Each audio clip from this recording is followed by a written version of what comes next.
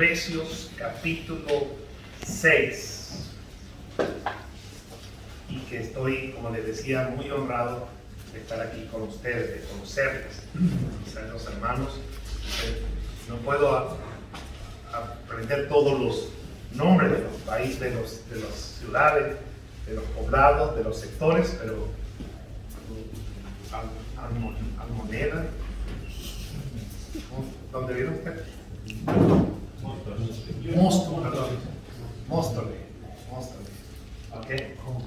Sí, todos ellos, ¿verdad? Gracias al Señor por eso. Eso está como ahorita la salsita que estamos comiendo, el aderezo que estamos comiendo sobre la empanada. Me preguntaron, ¿cómo se llama? Le preguntaron al pastor Jordi. Cuando dijo guasacaca, algunos hasta dejaron de echarlo, ¿verdad? Pero así le decimos nosotros, ¿verdad? Así le decimos nosotros, guasacaca. Pero no es nada malo, ¿no? Es un aderezo, ¿no? Okay. Efesios capítulo 6.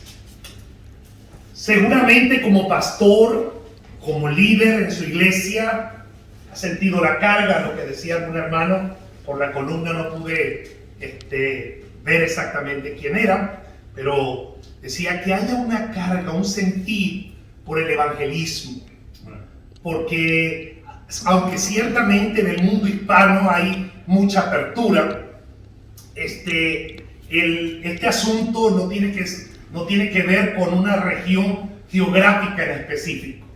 Es el mandato de Dios, ir por todo el mundo, predicar el evangelio a toda criatura. Amén. Que todo el mundo tenga la oportunidad de escuchar. Como decía un misionero, hay lugares donde he escuchado 2 y 3 veces, mientras en otros lugares ni siquiera una sola vez han escuchado mencionar el nombre de Jesucristo. Ayer tuve la oportunidad de hablar con una persona musulmana. ¿Qué cantidad de musulmanes hay acá? Y me decía, según nuestro libro, el Corán, me decía, él es un buen profeta. Y yo le dije, más que un profeta, es Dios venido en carne.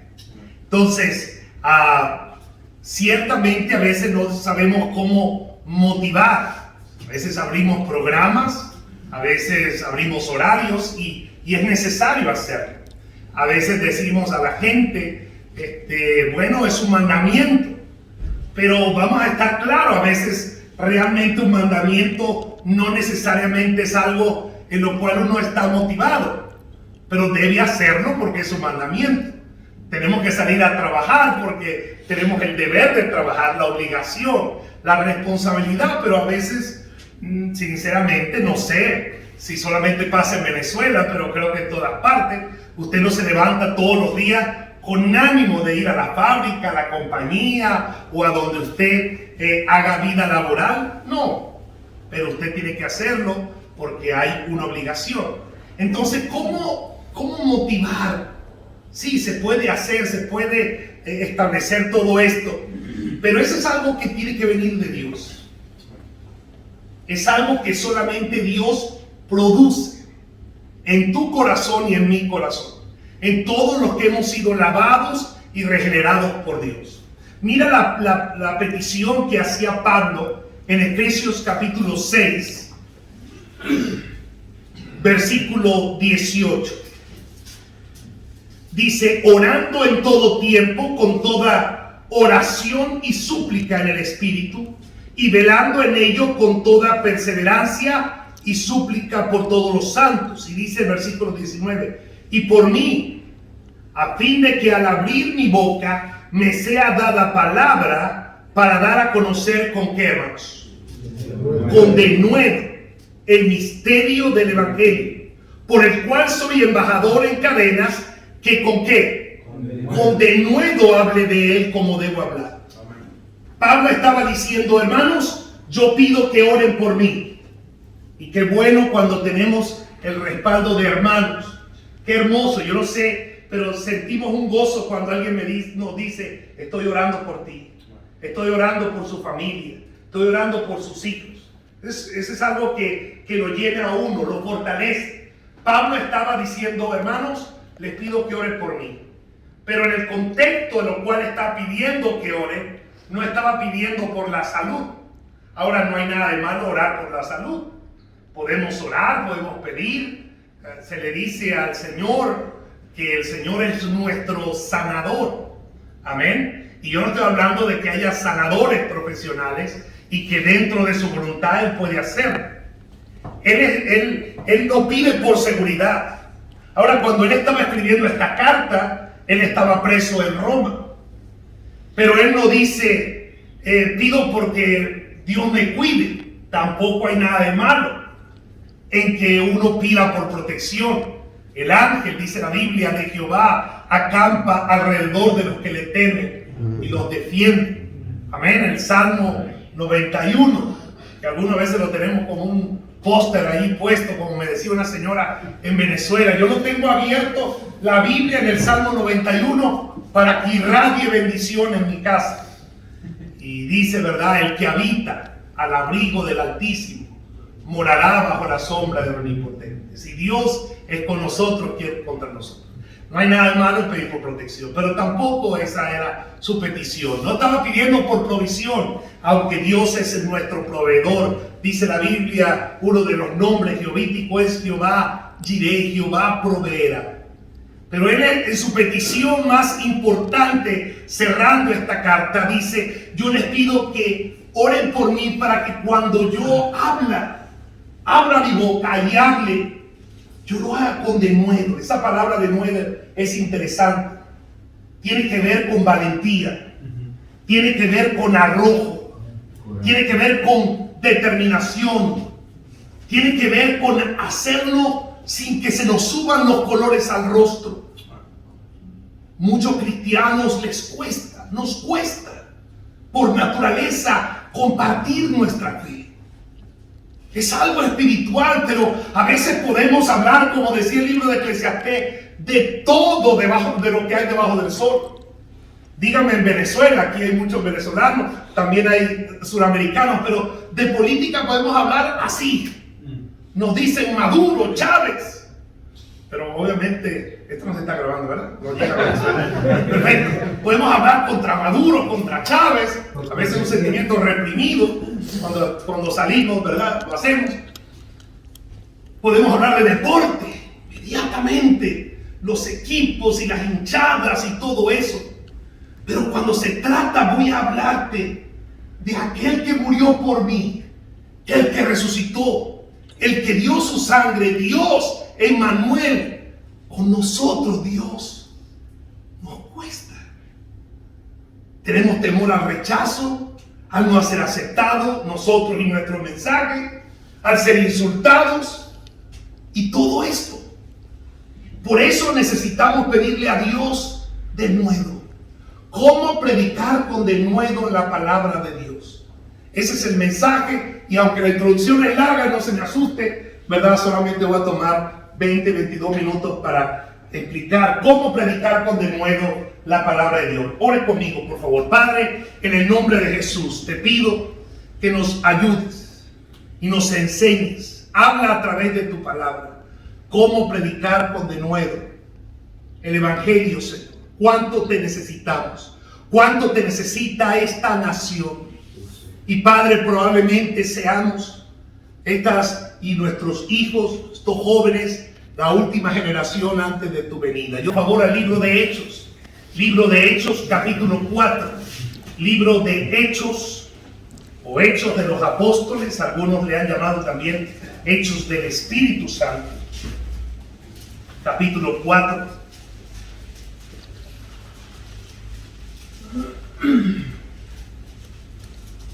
Dice la Biblia en el versículo 12, y en ningún otro hay salvación, porque no hay otro nombre bajo el cielo dado a los hombres en que podamos ser salvos. Versículo 13.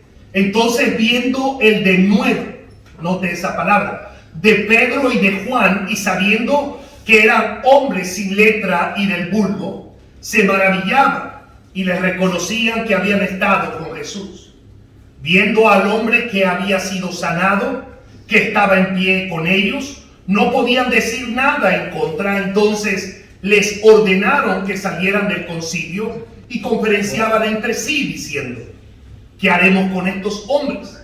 porque de cierto señal manifiesta ha sido hecha por ellos, notoria a todos los hombres en Jerusalén, y no lo podemos negar.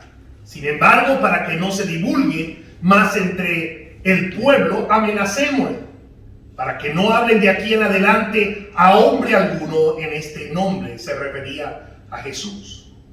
Y llamándolos les intimaron que en ninguna manera hablasen ni enseñasen el nombre de Jesús. Mas Pedro y Juan respondieron diciéndole: juzgad si es justo delante de Dios obedecer a vosotros antes que a Dios, porque no podemos dejar de decir lo que hemos visto y oído. Ellos entonces les amenazaron, les soltaron, no hallando ningún modo de castigarles por causa del pueblo, porque todos glorificaban a Dios por lo que se había hecho, ya que el hombre en quien se había hecho este milagro de sanidad tenía más de 40 años. Y puestos en libertad vinieron a los suyos y contaron todo lo que los principales sacerdotes y los ancianos les habían dicho. Y ellos, habiendo oído, alzaron unánimes la voz a Dios y dijeron: soberano Señor, tú eres el Dios que hiciste el cielo y la tierra y el mar y todo lo que en ellos hay, que por boca de David tu siervo dijiste: ¿por qué se amotinan la gente? ¿Por qué los pueblos piensan cosas vanas? Se reunieron contra los reyes de la tierra, los príncipes se juntaron en uno contra el Señor y contra su Cristo, porque verdaderamente se unieron en esta ciudad contra tu santo Hijo Jesús, a quien ungiste Herodes, Poncio Pilato, gentiles y el pueblo de Israel, para hacer cuanto tu mano y tu consejo habían antes determinado que sucediera. Ahora pues, Señor, mira sus amenazas y concede a tus siervos que con todo denuedo hablen tu palabra, mientras extiendes tu mano para que se hagan sanidades, señales y prodigios mediante el nombre de tu santo Hijo Jesús. Cuando hubieron orado, el lugar en que estaban congregados tembló, y todos fueron llenos del Espíritu Santo y hablaban con ¿qué, hermanos? Con denuedo la palabra de Dios. 3 veces aparece la palabra denuedo en esta porción. Que la primera está en el versículo 13, usted lo leyó hace pocos minutos. Dice, entonces viendo el denuedo de Pedro y de Juan, y sabiendo que eran hombres sin letra y del vulgo, se maravillaban y le reconocían que habían estado con Jesús. La segunda vez que se menciona la palabra denuedo en esta porción es en el versículo 29. Sírvase ir allá. Dice: y ahora, Señor, mira sus amenazas y concede a tu siervo que con todo, ¿qué, hermanos? Denuedo hable tu palabra. Y la tercera vez que se menciona la palabra denuedo está en el versículo 31, el último versículo de esa porción. Dice: cuando hubieron orado, el lugar en que estaban congregados tembló, todos fueron llenos del Espíritu Santo y hablaban con denuedo. Qué interesante. Las 3 veces que se menciona la palabra denuedo, las 3 veces está relacionada con una de las personas de la Trinidad. En el versículo 13, la palabra denuedo está relacionada con el Hijo. No sé si lo notó, dice en el versículo 13, dice: y viendo el denuedo de Pedro y de Juan, y sabiendo que eran hombres sin letra y del vulgo. Este asunto de denuedo no es un asunto de academia, no es un asunto de conocimiento solamente, no es un asunto de un cúmulo, ¿verdad?, de información. Dice: les reconocía que habían estado con ¿quién? Con Jesús. Denuedo aquí está relacionada con el Hijo. En el versículo 29, la palabra denuedo está relacionada con el Padre. Estaban orando ellos allí y dijeron: ahora, Señor, hablando del Padre, mira sus amenazas y concede a tus siervos que con todo de nuevo hablen tu palabra. Y en el versículo 31 la palabra de nuevo está relacionada con ¿quién? Con el Espíritu Santo. Amén, hermanos. Aquí hay un mensaje y el bosquejo es simple. De nuevo no es algo que su pastor o los pastores van a producir en ti. De nuevo es la obra del Padre, del Hijo y del Espíritu Santo. Amén. El pastor Francisco probablemente tiene el mejor deseo de que usted hable a los suyos, hable a su familia, hable a sus coterráneos, sus paisanos, pero él no tiene ni la capacidad ni la prerrogativa para hacerlo. Pero la palabra de Dios nos dice que es la obra de la Santa o Santísima Trinidad. Es la obra del Padre, del Hijo y del Espíritu Santo. Número uno, de nuevo viene por una comunión íntima con el Hijo. Como le dije, el bosquejo es muy sencillo. Número uno, de nuevo viene por una comunión íntima con el Hijo. Dice que cuando vieron el arrojo, la valentía de Pedro y de Juan, reconocían que habían venido de un buen instituto, es lo que dice, ¿verdad? No. Reconocían que ese seminario hizo buen trabajo. No, que ese pastor les enseñó bien. Mire, hay gente que puede evangelizar y puede a lo mejor salir en alguna actividad solamente por cumplir, solamente por compromiso. Bueno, porque el pastor ha estado diciendo y bueno, como para que ya cumplí, pastor. Y eso no es nuevo, aún desde el tiempo bíblico. Cuando Pablo estaba preso, algunos les decían, dicen algunos eruditos, historiadores bíblicos, que le mandaban hasta misivas y le decían: Pablo, tú estás preso, pero nosotros estamos predicando. Y Pablo escribe por inspiración divina y dicen: algunos predican a Cristo por envidia y otros por contienda, como por competencia. Es triste eso. Pero en Sudamérica, donde hay más apertura, a veces hasta se compite por eso. A ver cuántas almas se salvan, o inclusive somos tan atrevidos y temerarios de decir cuántas almas gané. Y sin quitar énfasis en nuestra responsabilidad y nuestro deber de predicar, nosotros no las ganamos. Nosotros somos portadores, como un cartero que lleva un mensaje. Amén. Pero ese denuedo, ese arrojo no va a venir si usted y yo no tenemos una comunión íntima con el Hijo. No lo busque, pero en Salmo capítulo 25, versículo 10 dice: la comunión íntima de Jehová es con los que le temen, y a ellos hará conocer su pacto. Decía un predicador: o el pecado te aleja de Dios, o Dios te aleja del pecado.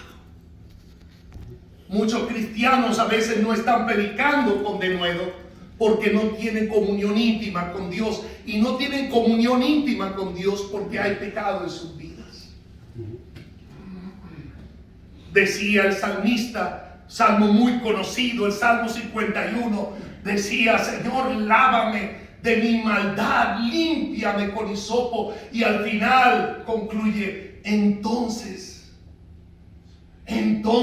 solo entonces, dice, proclamaré, predicaré, enseñaré a los pecadores tus caminos, y los pecadores se convertirán a ti.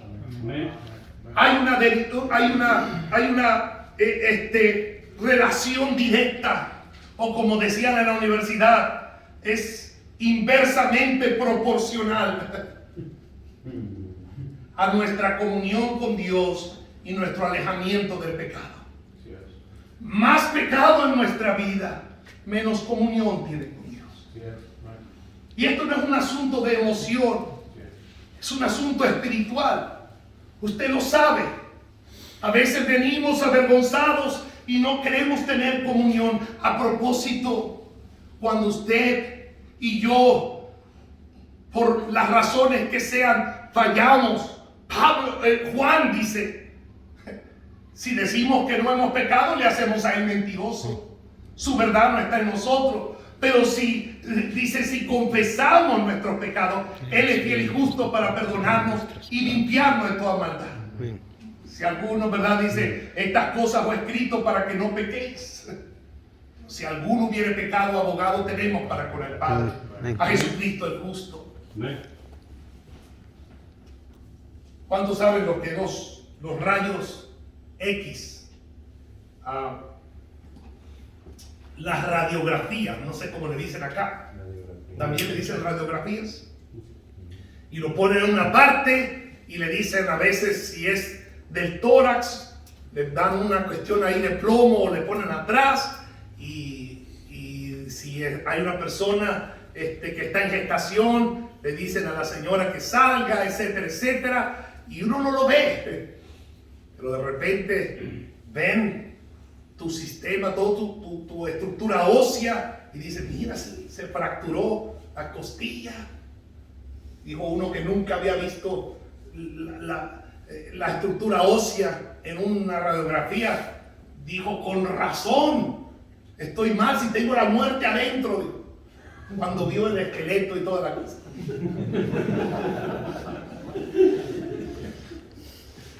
Si Dios hiciera una radiografía, pero no de nuestro sistema óseo, si Dios hiciera una radiografía de nuestro corazón, ¿qué encontraría? Nosotros podemos a veces hasta aparentar delante de la gente, a veces hasta delante de nuestras esposas, nuestros hijos, pero no delante de Dios. Cuando Dios habla de una comunión íntima, está hablando de un acercamiento diario.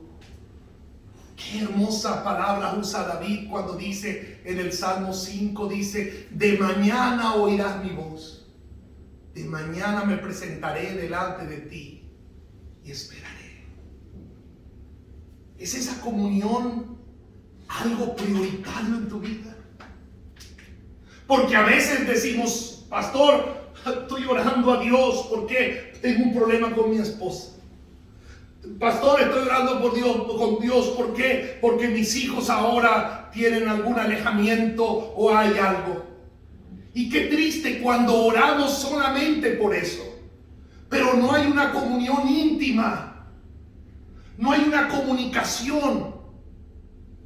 Imagínate, o como dicen ustedes los españoles, imaginaos que tus hijos vinieran a ti solamente para decirte, papá, necesito esto y aquello.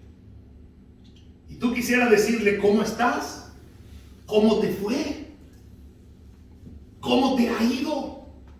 Conversa, háblame.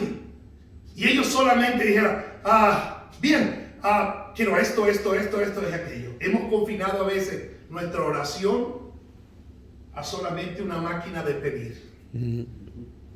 Una serie de peticiones que no da a nosotros la idea de una comunión íntima. Leemos a veces la Biblia porque vamos a enseñar en la iglesia y tenemos ciertas demandas y responsabilidades. Pero ha leído como cuando uno lee para que el Señor le hable. Ha vuelto aquellos tiempos, como decía David, río de lágrimas y de aguas corrían por mis ojos porque no guardaban tu ley. ¿Sabe, hermano? A veces los nuevos creyentes, Dios los usa y nos da lecciones a muchos de nosotros. Hace poco un nuevo creyente me dijo así, pastor, emocionado en su primer amor, pastor, vi un versículo, seguramente usted no lo ha visto, pastor, pero quiero mostrárselo. Y yo digo, sí, hermano, disculpa, pastor, es que tiene que llevárselo, hermano, eso. Y me lo busca, 2 Corintios 5:17, y me dice, pastor, mire, dice, de modo que si alguno está en Cristo, qué belleza, nueva criatura, ese lo sabe, ¿verdad? Las cosas viejas que dicen pasaron, y aquí todas son hechas nuevas. Y yo se lo terminé de recitar, y él me dice, ¿lo conocía, pastor? Y yo, sí, hermano.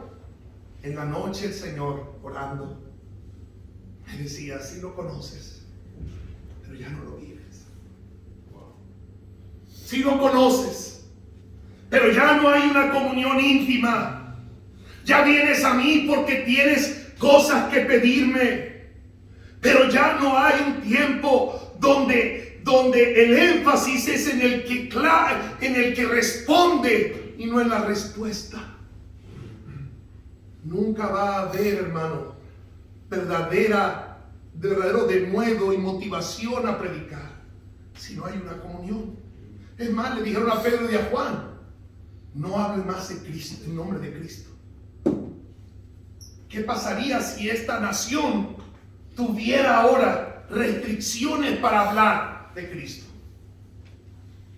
Si eso fuera ilegal como en algunos lugares, y aún no siendo ilegal, ya algunos hemos cerrado los labios. ¿Cómo será si fuera ilegal? Le dijeron a Pedro y a Juan: no lo hagan, se los prohibimos.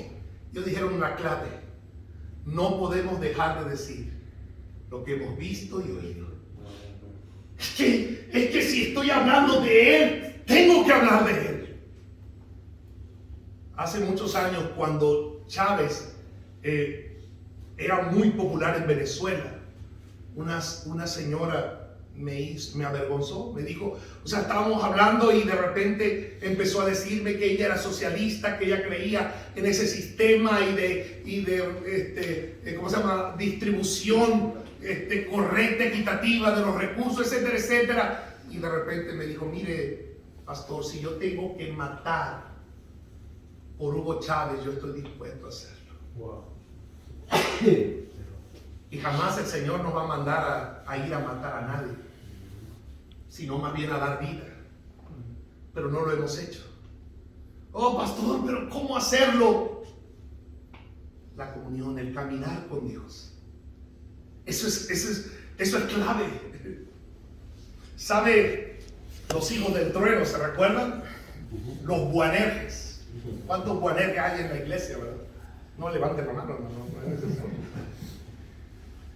Ese fue un seudónimo, un epíteto que el mismo Señor le colocó a Jacobo y a Juan. No pueden pasar por aquí, le dijeron unos. No podemos pasar por aquí. Señor, manda fuego que vaya y los consuma. El Señor le dijo: tú no sabes qué espíritu somos. Son aquellos que a veces somos no prontos para oír, ni tardos para hablar, ni tardos para airarse. Cambiamos la ecuación. Somos tardos para oír, prontos para hablar y prontos para airarnos.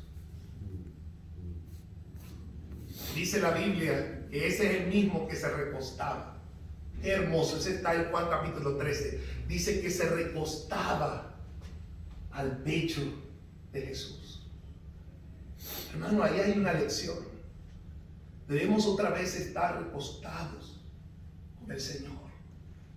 Debemos volver otra vez a estar allí sobre su pecho, no físicamente porque no está acá, pero de rodillas o sentados o en comunión con la palabra, para que el Señor haga algo en nuestra vida. Hizo algo en Pedro, hizo algo en Juan, en Jacobo, lo va a hacer en usted y en mí.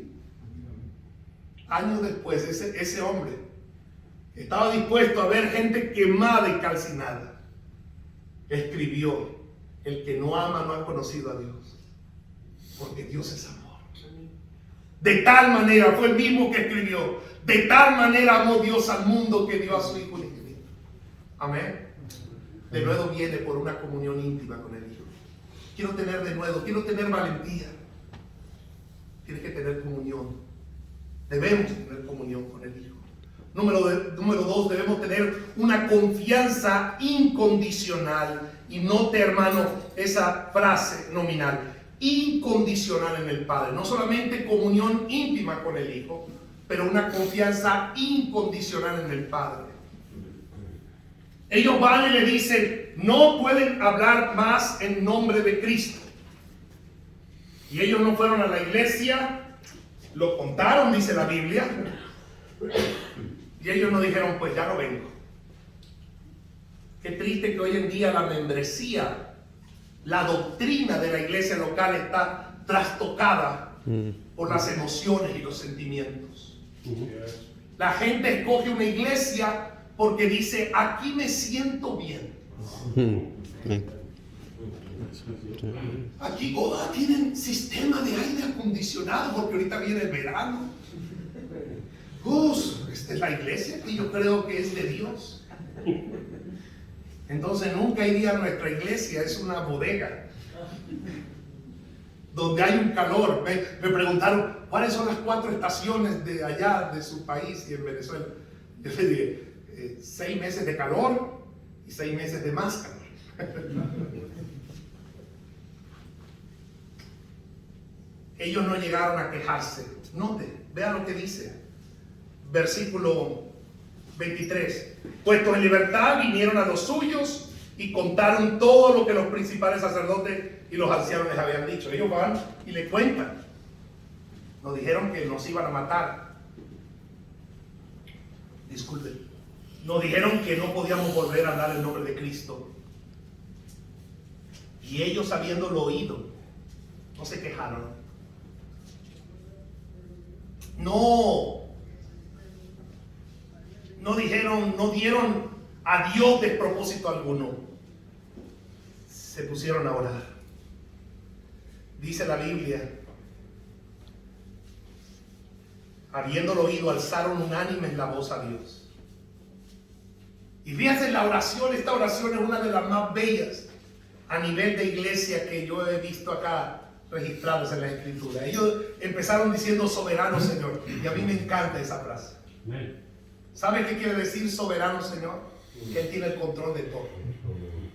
Amén.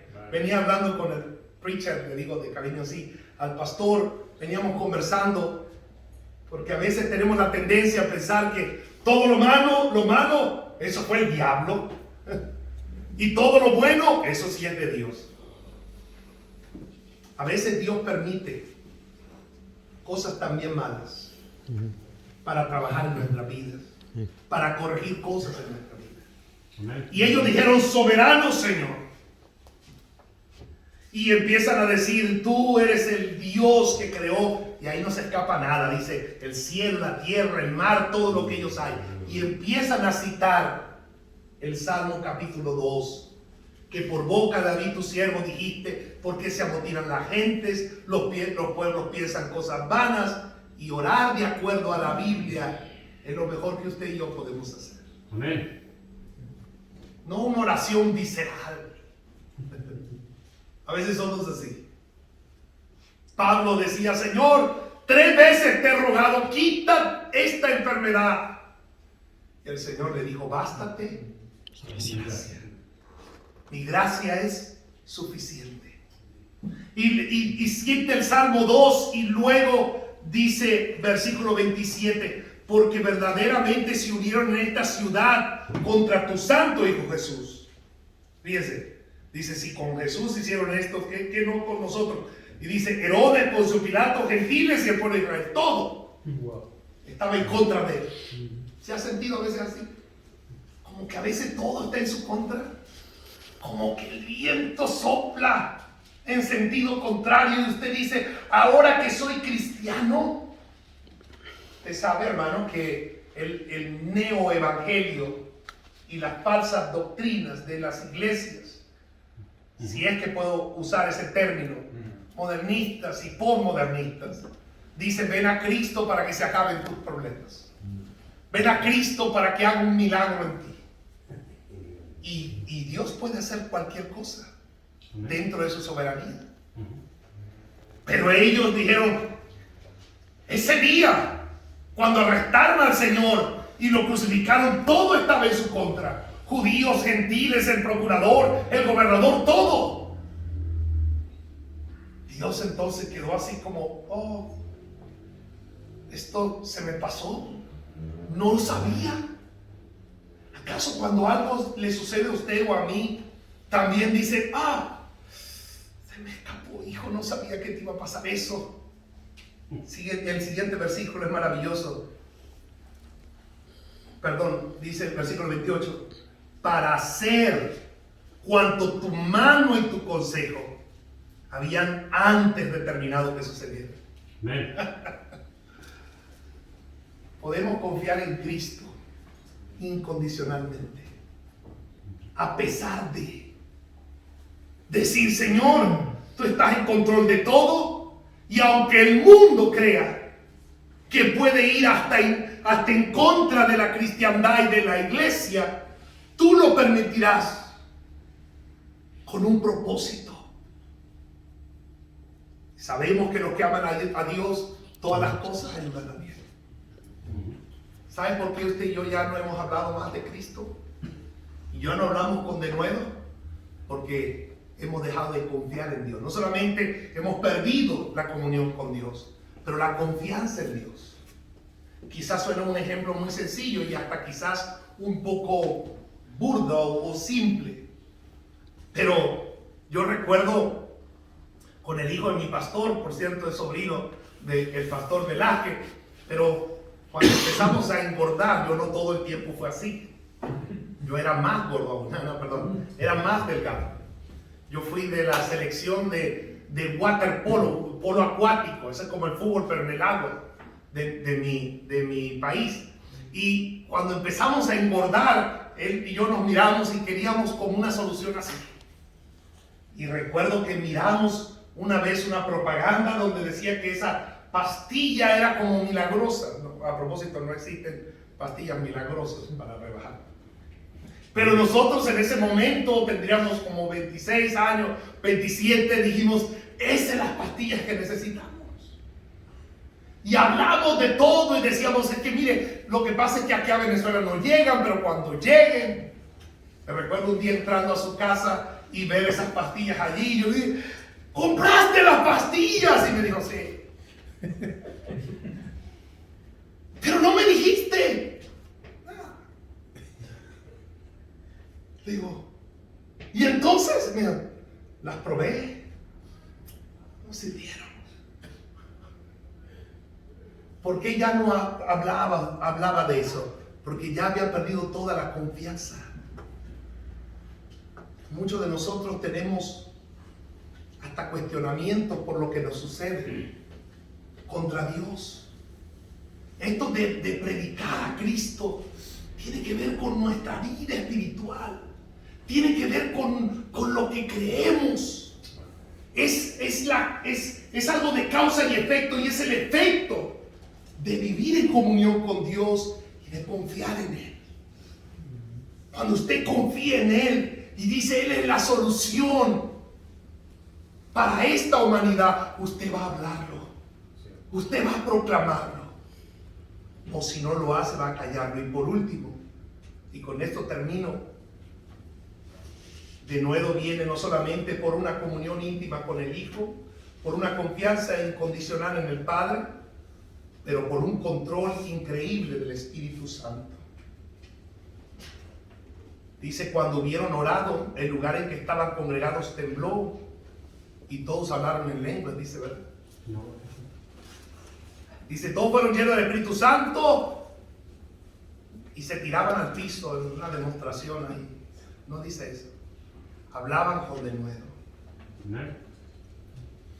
Es triste ver que cuando en muchas iglesias de sana doctrina vamos a hablar de la llenura del Espíritu Santo, inmediatamente la gente pone como unos radares. ¿Qué doctrina trae? Uno dice: vamos a hablar de la llenura del Espíritu Santo, y hay tanto desconocimiento de este asunto que se paran y dicen: lo relacionamos ya con los carismáticos y los, ¿verdad? Carismáticos, perdón.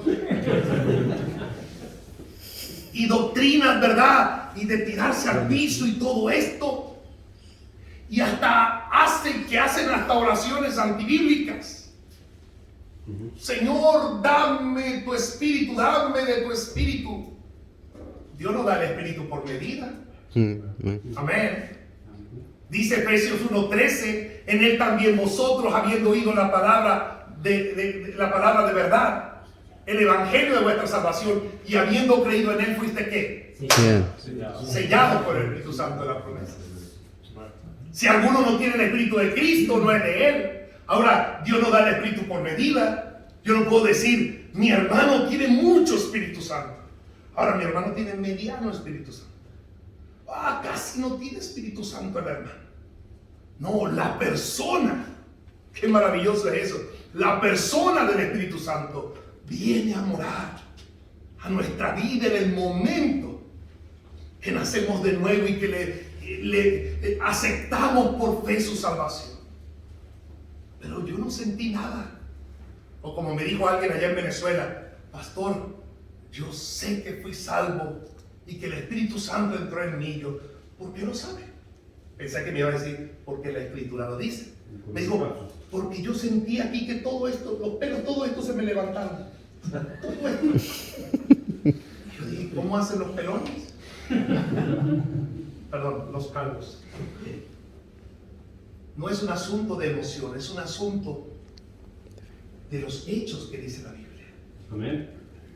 La Biblia enseña que Dios nos da el Espíritu por medida. Entonces, ¿cómo podemos orar y pedirle al Señor? No es ser lleno del Espíritu Santo, es ser constantemente lleno. Es un proceso, no es decir, dame de tu Espíritu. No, es Señor, toma más de mí. Controla mi vida. El que hurtaba no hurte más. Hijos, obedeced a vuestros padres. Padres, ¿verdad? Criado en disciplina y amonestación del Señor. Sed agradecidos. Cantad con gozo. Y tantos señales de que una persona está siendo controlada por el Espíritu Santo. ¿Sabe, hermano? Es imposible nosotros predicar con de nuevo la palabra si no estamos controlados por el Espíritu Santo de Dios. Amén. Yo voy a contar algo, ¿verdad? El pastor, ¿cuánto le gustaron los primeros panes que comimos? Estaban muy buenos, ¿verdad? Amén. Sí. El pastor Velázquez los hizo. Él me dijo, yo no quiero que nadie sepa que yo los hice.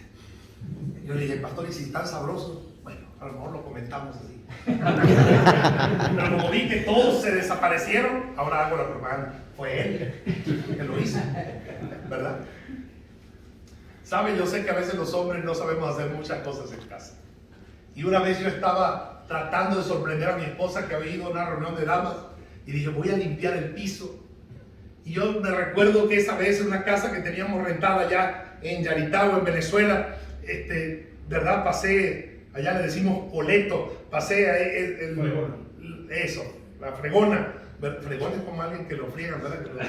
Bueno, pasé eso y lo limpié y eché cera y todo y le pedí a mi suegra que me prestara una pulidora y estaba puliendo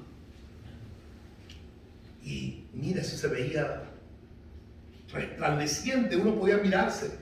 Después puse música, en ese tiempo era cassette, puse un cassette y me puse a escuchar unos himnos y a cantar a todo volumen, pero no salía de un triste cuadrito, no podía. Tanto que llegó mi esposa y me miró y me dijo, empezó a reírse y dijo, yo quería darte una sorpresa, pero no sé dónde sacas tanta fuerza. No pude ni salir de este cuadrito. Al principio todo bien, pero y dijo, baja el volumen, y cuando bajé el volumen, me dijo, pero si tienes la pulidora se desenchufó. Está bueno. Nos reímos, pero es exactamente lo que pasa en nuestra vida cristiana. Estamos desconectados de la fuente del poder. Y mientras no hemos vuelto a estar conectados a la fuente del poder, entonces nosotros no vamos a poder predicar con denuedo. Dice la Biblia que cuando Pedro predicó las mismas cosas que usted y yo sabemos y predicamos, dice que se compungieron de corazón. Es la obra del Espíritu Santo. Y dijeron, varones, ¿qué haremos? Hoy en día tratamos de buscar un plan, una estrategia para que la gente repita una oración y decimos, ya es salvo. No es la obra del Espíritu Santo. Amén. Nadie te convenció a ti hablando de un hombre que no sea el Espíritu Santo de Dios. Mi padre, hermano, Mi padre maltrataba a mi mamá. Mi padre era un hombre muy violento, borracho. Y a él le dieron 3 ACV, accidentes cerebrovasculares, derrames cerebrales, stroke, yo no sé cómo dicen acá, pero cuando él le dio la primera vez, él quedó todo esto paralizado. Y yo 7 años esperé para ver a mi mamá siendo salva y 14 años para ver a mi papá ser salvo. Cuando él fue salvo, él estaba a punto de morir. Y un doctor amigo, doctor Rafael Guarán, le habló de Cristo. Le dijo: señor Ramos, usted va a morir. Y no ha entendido. El único que le puede salvar es Jesucristo. Y dijo: yo quiero aceptarlo. Con todo esto paralizado, cuando él me decía a mí, un hombre tan violento, un hombre que no se podía conversar con él. Cuando él me miraba y me decía: hijo, léame la Biblia. Yo lo miraba y yo empezaba a llorar. Porque ¿quién puede convencer de pecado, de justicia y de juicio? Es el Señor. Amén. Pastores, sí, haga su programa, anime a la gente. Pero de nuevo viene por tener comunión con el Hijo. De nuevo viene por una confianza incondicional en mi Padre. Y de nuevo viene por un control del Espíritu Santo. Vamos a cerrar nuestros ojos, inclinar nuestro rostro. Vamos a pedirle al Señor que aquello que adolecemos y que necesitamos esta hora, para que el Señor haga una obra grande y maravillosa, la haga en nuestra vida. Todo ojo cerrado, toda cabeza inclinada. Vamos a orar. Bendito Padre Santo, Señor amado. Yo sé, Señor, que a veces queremos, quizás el querer y el hacer sean uno solo. Y la iglesia, todos estemos motivados a ir, llevar el Evangelio, entregar un tratado, que nuestras familias puedan ver y escuchar un testimonio claro del Evangelio. Sé que hay pastores con esa carga que quieren transmitir eso a su iglesia. Pero Señor, es algo que viene de ti, Padre. Ayúdanos a acercarnos más a ti, para que ese mismo acercamiento y comunión nos impulse, nos lleve impelidos, Señor, a llevar tu palabra. Sigue en esa actitud solamente. Si alguien dice: pastor, ore por mí, yo necesito de nuevo en mi vida. Levanta tu mano, quiero orar por ti. Dios te bendiga, mi hermano. Dios te bendiga, Dios te bendiga. Probablemente algo tengas que arreglar entre tú y Dios. Yo no estoy aquí para, y es más, yo también levanto mi mano. Yo quiero que cada día Dios te bendiga, puedes bajar su mano y orar a Dios y decir: Señor, ayúdame a estar más cerca de ti, para alejarme del pecado. Ayúdame, Señor. Ayúdame a leer la Biblia. Decía el doctor Malone, Tom Malone decía: yo leo mi Biblia hasta que mi corazón arda. Que usted y yo volvamos a este libro, más que para ver qué enseñamos, sino para decir: Señor, ¿qué enseñas tú? ¿Qué me enseñas tú? ¿Qué le quieres decir a mi familia, a mi corazón, Señor? Si alguien dice: pastor, quiero en verdad tener el control, la llenura del Espíritu Santo, usted habla con Dios en este momento. Voy a pedir al pastor que venga y ore por nosotros para terminar esta parte. Por favor, pastor.